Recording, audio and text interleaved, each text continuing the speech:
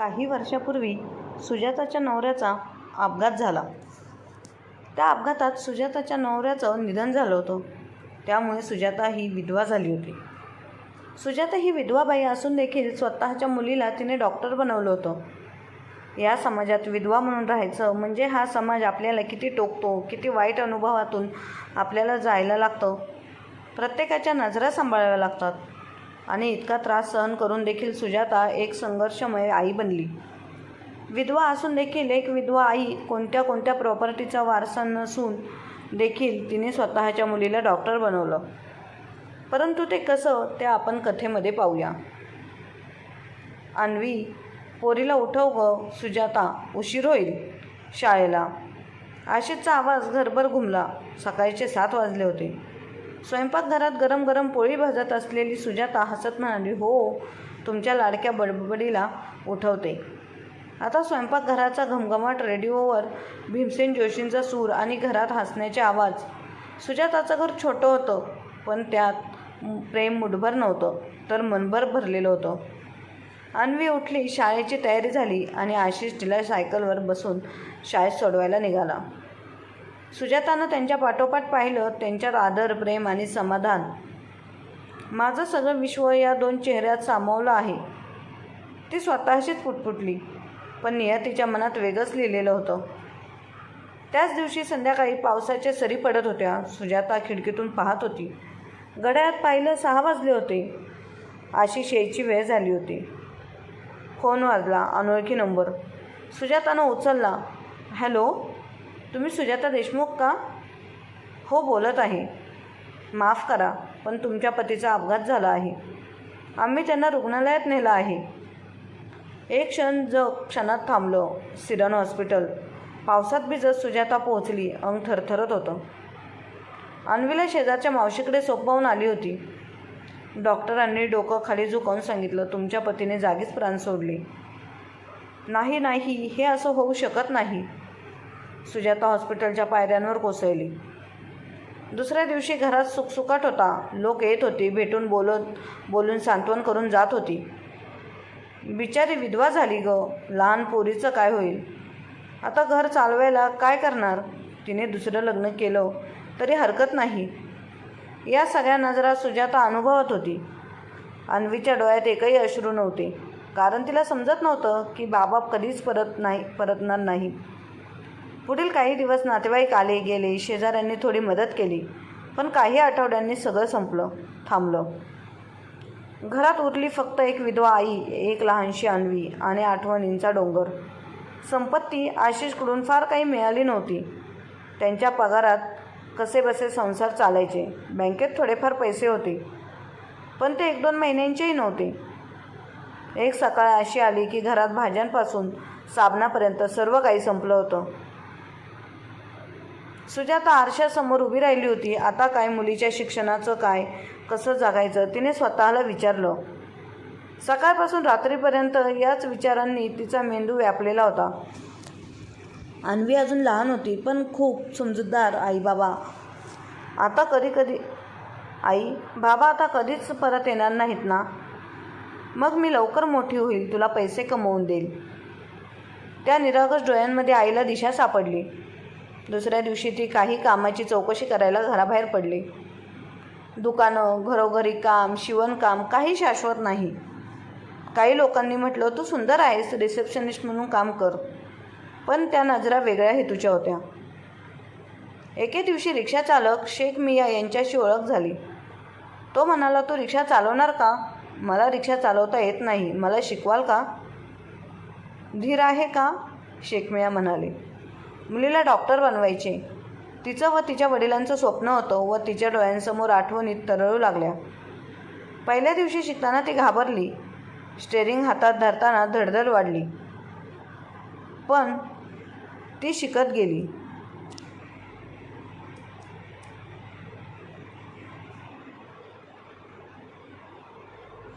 एक महिना झाला. एका दिवसाला ती पहिल्यांदा प्रवासी घेण्यासाठी निघाली. मागे बघितलं तर अन्वीने खिडकीतून हात हलवला. आई, जिंकायचंय. त्या दिवशी सुजाताच्या आयुष्यातला पहिला विजय होता. पहिल्या दिवशीच ती सकाळची वेळ, पांढऱ्या रंगाची साडी, केस मागे बांधलेले. सुजाताच्या डोळ्यात आत्मविश्वास व धीर मात्र होता. तिने रिक्षाच्या स्टेअरिंगवर हात ठेवला आणि स्वतःला पुटपुटली, डगमगायचं नाही, ही फक्त सुरुवात आहे. पहिल्या ग्राहकांनी विचारलं, बाई रिक्षा चालवणार? आणि बघूया किती दूर घेऊन जातेस. कोणी हसत होतं तर कोणी नकार देत होतं. पहिल्या दिवशी एका महिलेला स्टेशनपर्यंत सोडलं. हातात आले 30 रुपये. त्यात तिच्या चेहऱ्यावर हसू फुललं. सुरुवात झाली आता, फक्त पुढे जायचं. दुसऱ्या दिवशी तिची ओळख झालेल्या काही पुरुष रिक्षा चालकांनी तिच्यावर चेष्टा करायला सुरुवात केली. तू बाई आहेस, तू का आलीस? आमच्या क्षेत्रात घरची गरज आहे का, की थेट हिमतीची जाहिरात करायची आहे? एकाने तर हसतच म्हणलं, पैसे कमवायचे आहेत, वेगळे मार्गही आहेत. त्या वाक्याने सुजाताच्या अंगावर शहारे आले, पण ती शांत राहिली. ती एका कोपऱ्यात गाडी थांबवून रडायला लागली, पण लगेच स्वतःला सावरलं. आपल्या मुलीसाठी हे सगळं सहन करावं लागणार आहे. तुला हार मानता येणार नाही. घरी आल्यानंतर तिने रिक्षा बाजूला ठेवली. अन्वी दरवाजातच उभी होती. आई, किती पैसे झाले आज? 128 रुपये. तुला तुझ्या वहीसाठी पुरतील. आई, मला तुझ्यावर गर्व आहे ग. अन्वीच्या त्या वाक्याने तिचा दिवसभराचा थकवा विसरली. रात्री जेवण करताना अन्वीच्या डोळ्यात चमक होती आणि सुजाताच्या मनात निर्धार. पुढचे काही दिवस तसेच गेले. रिक्षा चालवणे, अपमान, वळण, कटाक्ष, थकवा, पण त्याचबरोबर ग्राहकांचं समाधान. एखादी म्हातारी बाईस थँक्यू म्हणणं, अन्वीचं हसणं, हे सगळं सुजातासाठी जगच होतं. शाळेतल्या एका सभेत अन्वीने एक चित्र रंगवलं. आई रिक्षा चालवते. शिक्षिका म्हणाल्या, अन्वी, खूप अभिमान वाटतो ग तुझ्या आईचा. आम्ही तिला एक दिवस बोलवू शाळेत. सुजाताला ते ऐकून रडू आलं, पण तिने डोळ्यातलं पाणी मागे ढकललं. हे अश्रू यशाचे होते, हताशाचे नाहीत. एक दिवस सकाळी सकाळी तिची गाडी बंद पडली. सुजाताला काहीच कळेना.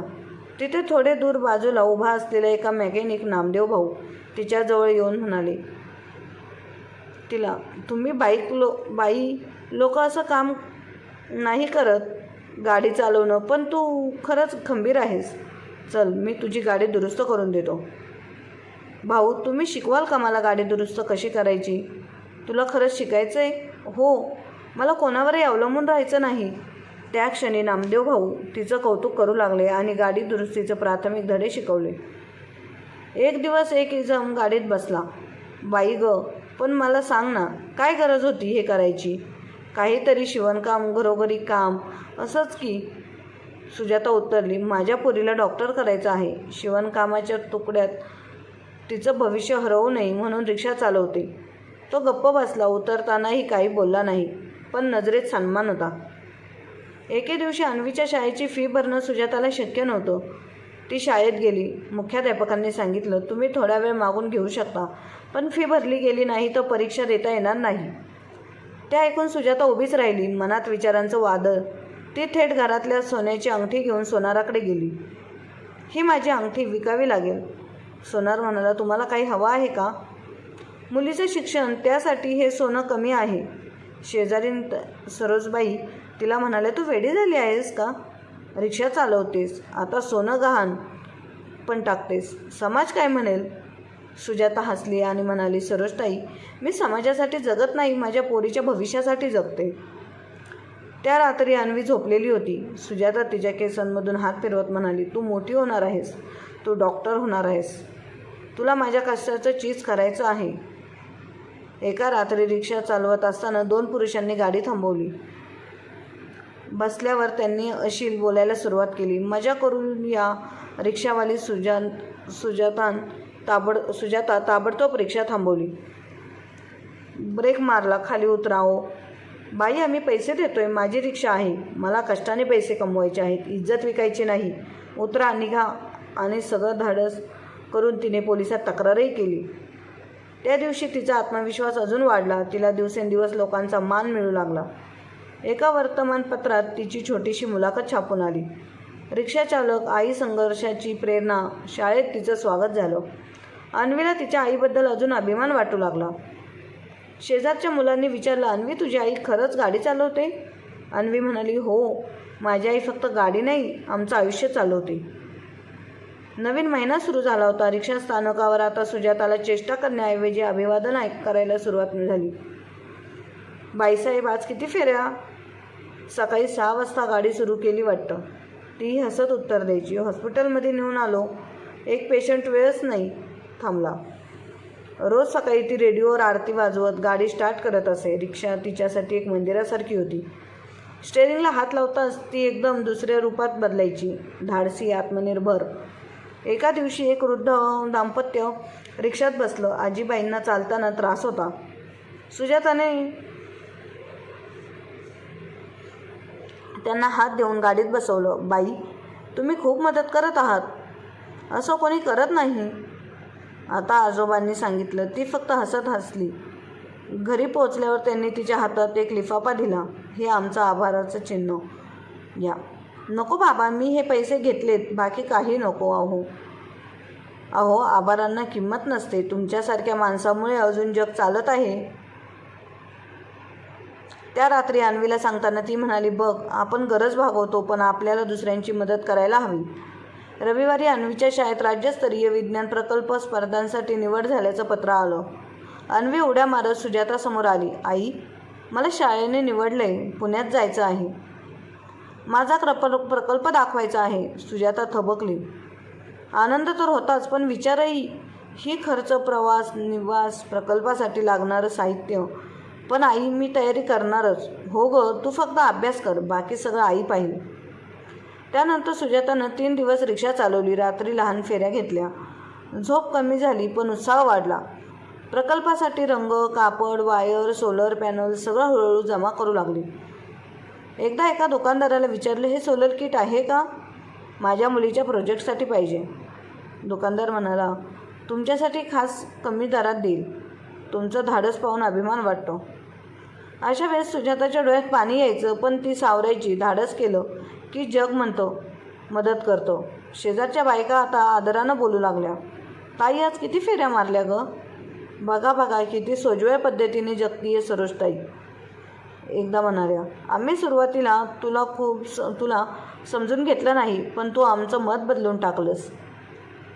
सुजाताचं उत्तर होतं, माझं जगणं समाजासाठी नाही, पण जर त्यांचा दृष्टिकोन बदलला असेल तर त्यात माझं यश आहे. स्पर्धेच्या दिवशी सुजाताने अन्वीला नवीन ड्रेस घेऊन दिला. आई, तू स्वतःसाठी काहीच घेत नाहीस गं. माझा आनंद तू आहेस. तुझ्या डोळ्यातलं तेजाचं माझं सौंदर्य आहे.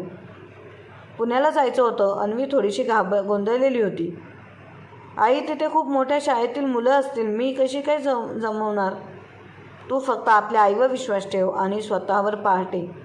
सुजातानं स्वतः रिक्षा चालवली. 2 रिक्षा ड्रायव्हर मित्र त्यांच्या मदतीसाठी त्यांच्यासोबत आले होते. स्पर्धेच्या ठिकाणी पोचल्यावर अन्वीचं प्रेझेंटेशन सुरू झालं. सुजाता बाहेर बसून राहिली. आत जाऊन बघायची तिला हिंमत नव्हती. तिचं मन मात्र आतमध्ये होतं. ती तोंडात बोट घालून बसलेली असताना एका शिक्षकांनी येऊन विचारलं, तुम्ही अन्वीच्या आई? हो. मुलगी अफलातून आहे. तिचा प्रकल्प पाहून सगळे चकित झाले आहेत. बरंच काही शिकवायला आली आहे. सुजाताच्या चेहऱ्यावरचं तेज वाचणं कठीण झालं होतं. शेवटी निकाल लागला. अन्वी 2ऱ्या क्रमांकावरती आली होती. तिच्या हातात प्रमाणपत्र होतं, ट्रॉफी आणि एका शिष्यवृत्तीचं पत्र. अन्वी धावत आईकडे आली. आई, बघ, मी केलं.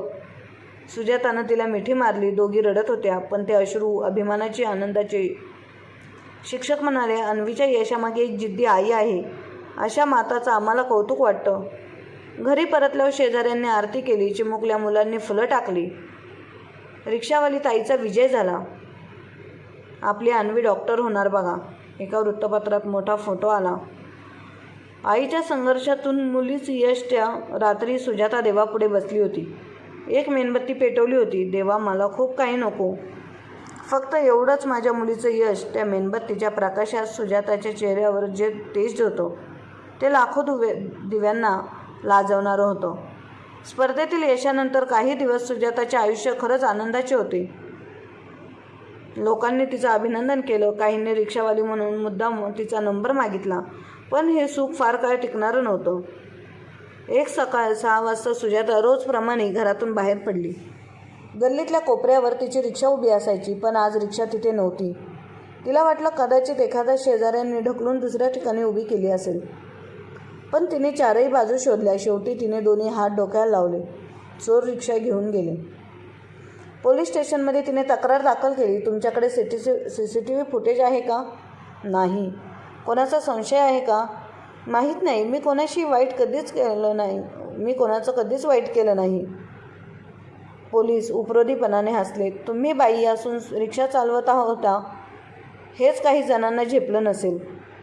ती फक्त डोळे मिटून उभी राहिली. घरी आल्यावर तिने स्वतःला प्रश्न विचारला, आता काय? मुलीच्या कॉलेजचा खर्च, घर खर्च, जेवण, औषध काहीच हातात नाही.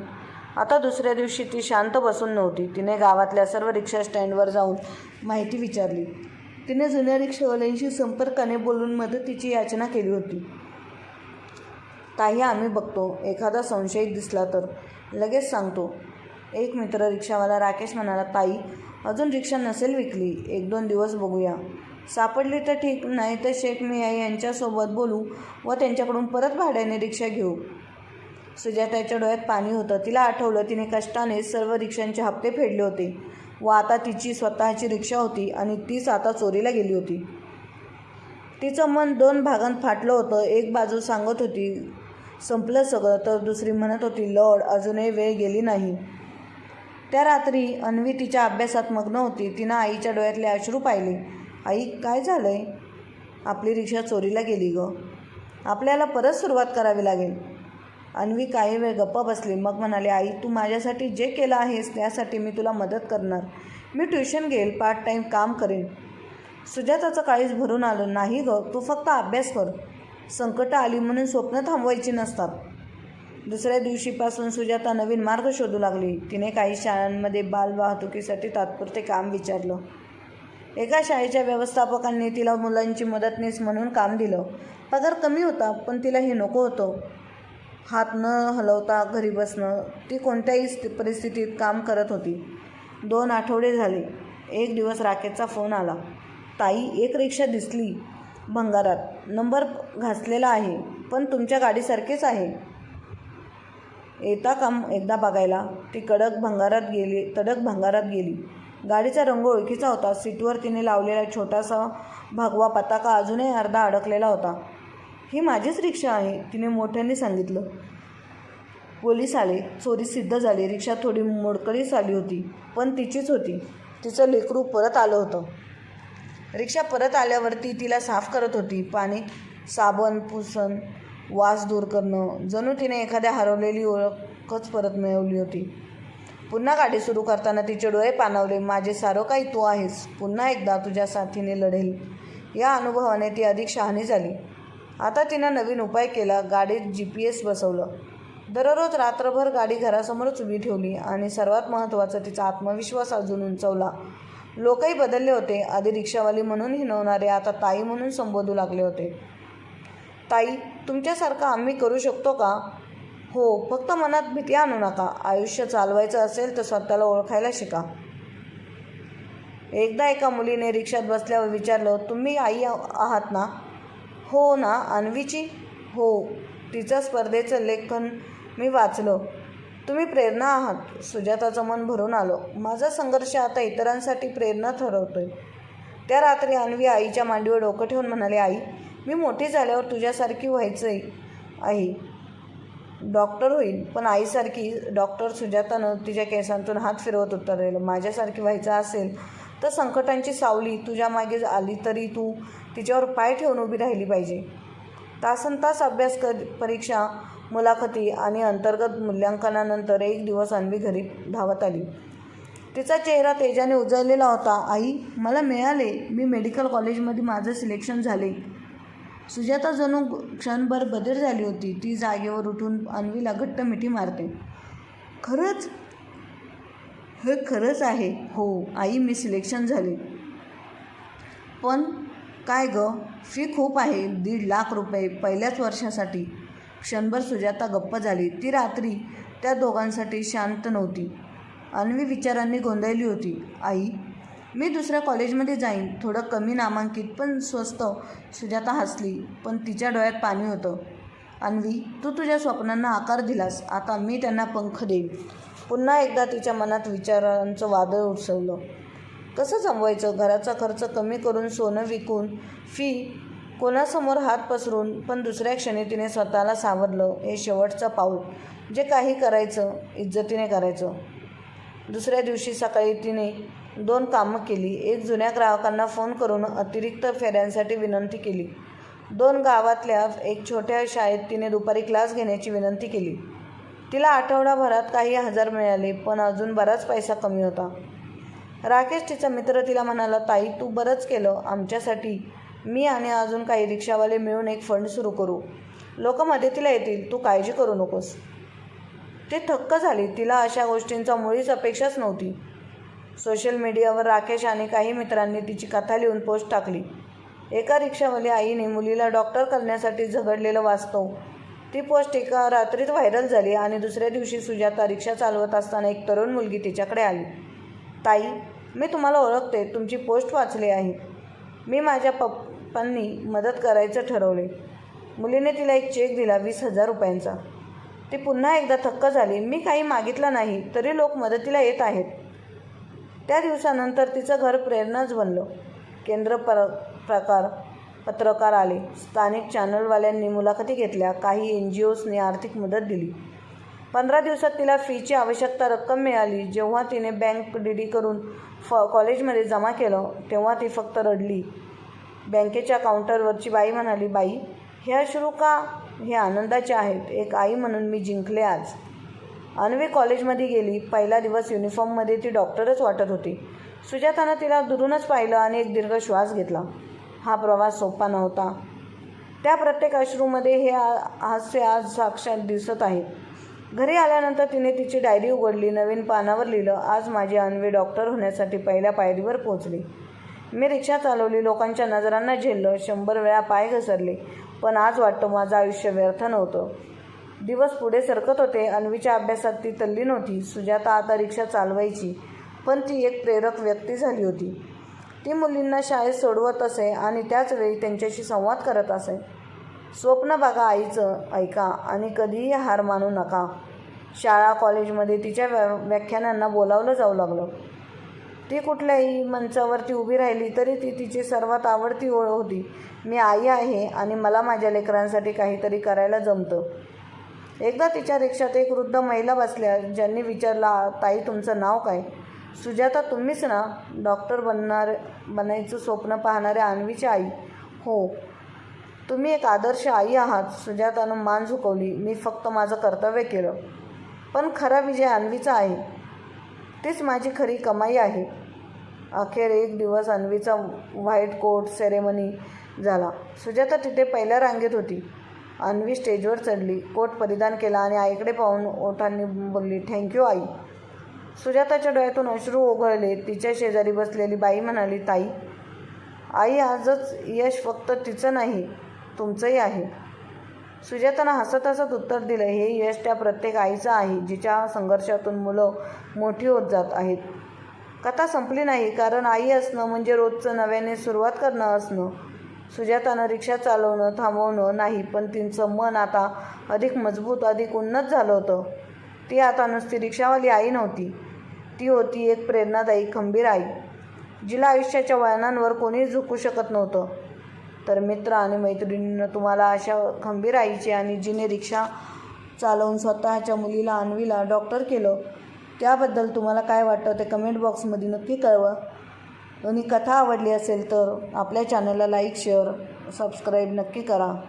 धन्यवाद.